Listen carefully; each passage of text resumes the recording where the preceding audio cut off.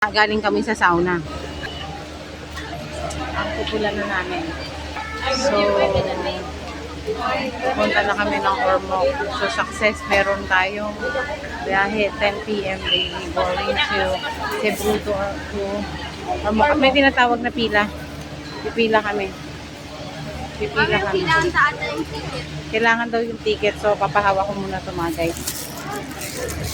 Sasalita muna si Chloe. Kamusta mga dam na Hi guys, napapunta na tayong Ormoc.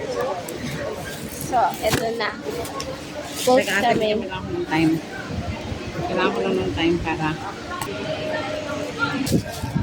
kasi siya halagang 100 pesos.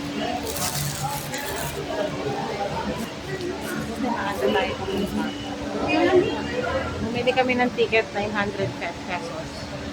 From going Cebu, going to Ormoc. At mga Andy Eigenman kami, oh. Eigenman tayo. Sige,